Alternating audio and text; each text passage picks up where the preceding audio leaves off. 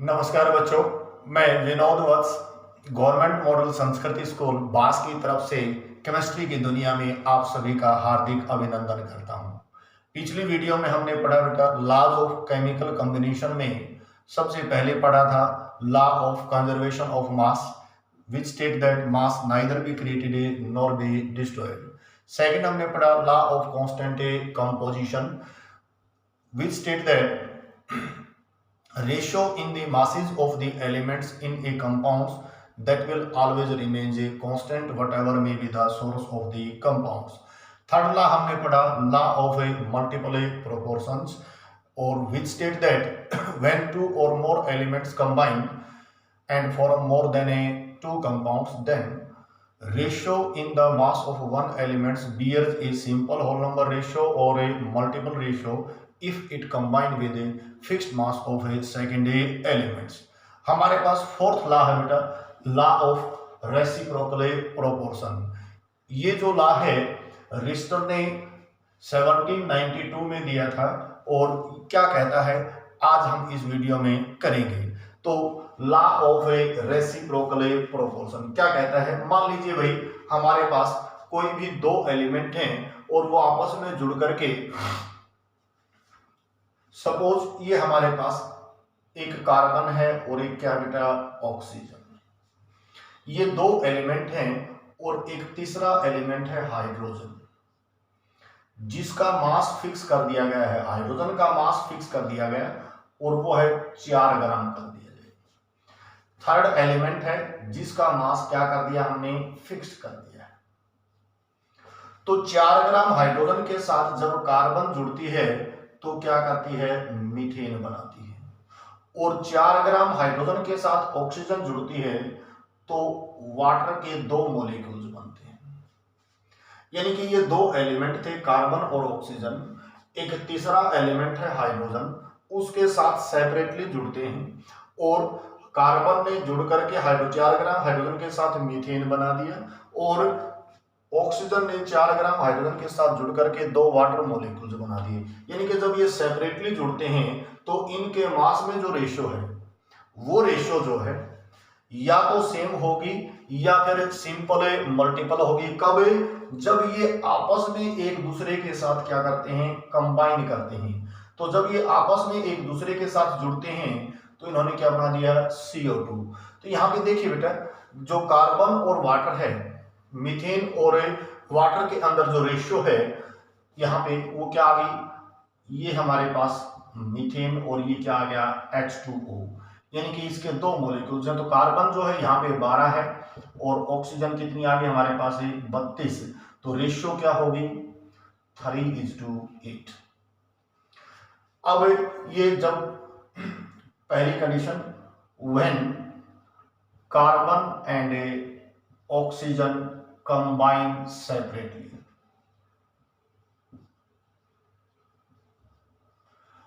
दूसरी सिचुएशन जब ये आपस में when carbon and oxygen combine with each other, जब ये आपस में जुड़े तो CO2 आ गई और CO2 में कार्बन कितनी है 12, ऑक्सीजन कितनी है 32 और इनके मास में रेशियो क्या आ गई 3:8।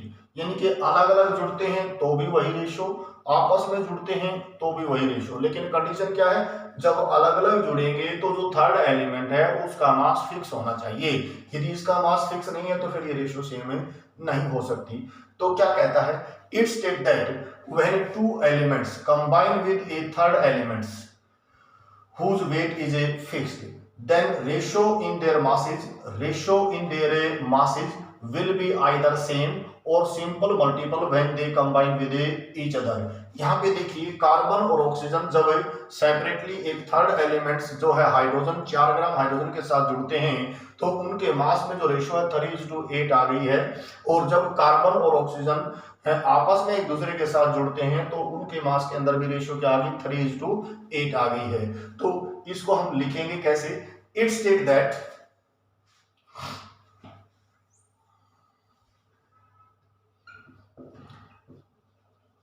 it state that when two elements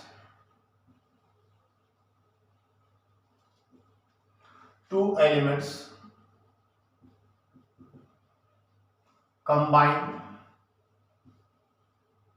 separately with fixed mass of third elements, then ratio in their masses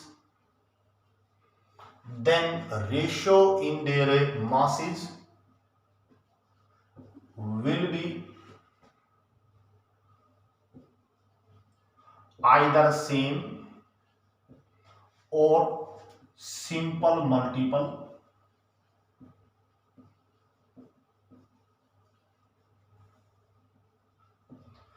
when they combine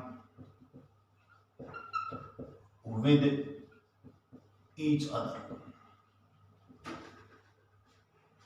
क्या कहता है, when two elements, कोई भी दो एलिमेंट हैं जो सेपरेटली एक थर्ड एलिमेंट्स के मास के साथ जुड़ते हैं जिसका मास फिक्स है, तो उस वक्त उनके मास में जो रेशो है वो या तो सेम होगी और सिंपल मल्टीपल होगी किसके, when they combine with each other, यानी कि अलग अलग जुड़ते हैं वो रेशो और वापस उल्टे, रेसिप्रोकल का मतलब उल्टा, आपस में जुड़ गए वो रेशो या तो सेम होगी या फिर सिंपल मल्टीपल होगी।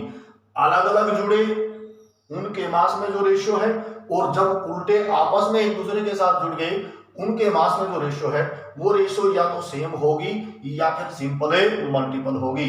जैसे यहाँ पे कार्बन और ऑक्सीजन दो एलिमेंट्स थे और थर्ड एलिमेंट है हाइड्रोजन जिसका मास है फिक्स 4 ग्राम कर दिया गया है, तो यहाँ पे 4 ग्राम हाइड्रोजन के साथ कार्बन ने बना दिया मीथेन और 4 ग्राम ऑक्सीजन के साथ 4 ग्राम हाइड्रोजन के साथ ऑक्सीजन ने बना दिया 2 वाटर मोलिक्यूल्स। तो यहाँ पे कार्बन और ऑक्सीजन के मास में जो रेशियो आई वो 3:8 आ गई, यानी कि जब वो सेपरेटली जुड़े तो मास में रेशियो क्या थी 3:8, और जब वो उल्टे एक दूसरे के साथ जुड़ गए तो इन्होंने CO2 बनाया और CO2 के अंदर कार्बन और ऑक्सीजन के मास में जो रेशियो है वो क्या आ गई 3:8, यानी कि ये रेशियो क्या आ गई सेम आ गई है। तो इसको क्या बोलते हैं बेटा, law of reciprocal proportion. Clear हुआ, स्क्रीनशॉट ले सकते हैं।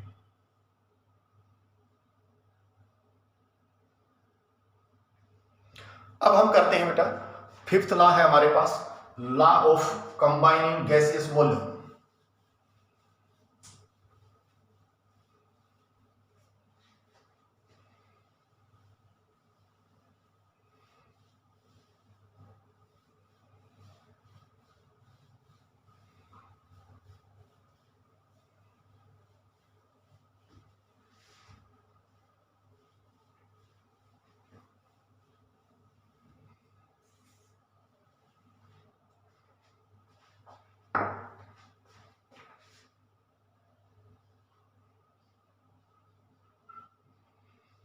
law of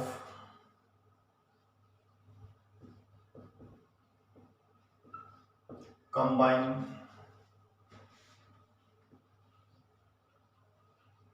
volume of gas, और इसको हम बोलते हैं गे-लुसाक्स लॉ।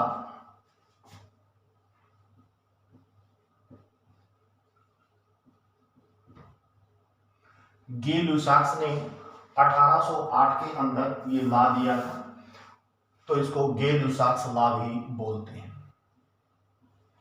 क्या कहता है ये, मान लीजिए बेटा, ये कहता है सपोज ये हमारे पास हाइड्रोजन गैस है और ये क्या है क्लोरीन गैस है, आपस में जुड़ करके इन्होंने HCl गैस बना दी है। ये भी गैस है, ये भी गैस है और ये भी क्या है गैस है। मान लीजिए भाई ये 1 वॉल्यूम, ये भी क्या है 1 वॉल्यूम, तो इसकी वॉल्यूम क्या आ गई डबल। कहने का मतलब ये 1 लीटर, ये भी 1 लीटर, तो ये कितनी बढ़ गई 2 लीटर। तो इनकी वॉल्यूम के अंदर जो रेशियो है 1:1 कितनी आ गई 2। तो Gay-Lussac's स्टेट दैट व्हेन 2 और मोर गैसेज, ये हमारे पास 2 या 2 से अधिक गैसेज, 2 और more gases combine and form a gases product. Condition क्या है, जो प्रोडक्ट है वो भी क्या होना चाहिए, गैस होना चाहिए। Under similar condition of temperature and pressure, यदि टेम्परेचर और प्रेशर भी क्या रहना चाहिए, सेम रहना चाहिए, then their volume bears a simple whole number ratio. उनकी वॉल्यूम के अंदर जो रेशियो आएगी वो क्या होगी, कि सिंपल होल नंबर रेशियो होगी। It state that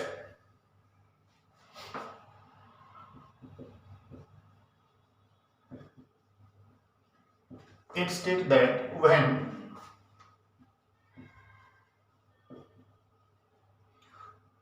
2 or more gases, it states that when 2 or more gases combine together and form a gaseous product, product में क्या होना चाहिए, गैस होना चाहिए। इट स्टेट दैट व्हेन 2 और more gases combine together and form a gases product, then their volume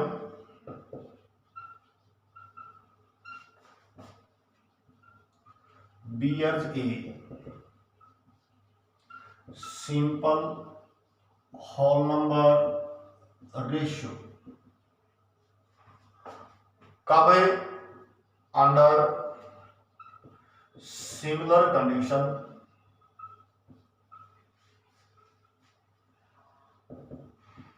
of temperature and pressure. Condition रहेगी temperature और pressure की कंडीशन भी क्या हो, सेम हो, और जो प्रोडक्ट है वो भी क्या हो बेटा, गैसेज हो।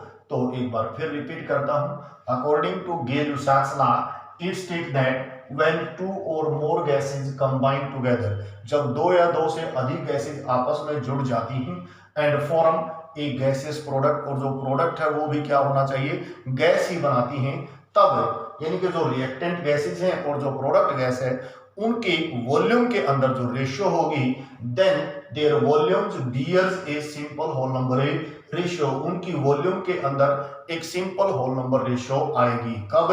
Under similar condition of a temperature and a pressure. यदि टेम्परेचर और प्रेशर की कंडीशन सेम रहती है उस वक्त रिएक्टेंट जो गैसेज हैं और जो प्रोडक्ट गैस है उनकी वॉल्यूम में जो रेशियो होगी वो एक सिंपल होल नंबर रेशियो होगी। इसको हम क्या बोलते हैं, law of combining gases volume और Gay-Lussac's लॉ। ये थे बेटा हमारे पास लॉ ऑफ केमिकल कॉम्बिनेशंस। ये स्टार्टिंग में लॉ दिए गए थे। अब जो है हमारे पास नेक्स्ट जो टॉपिक आएगा वो है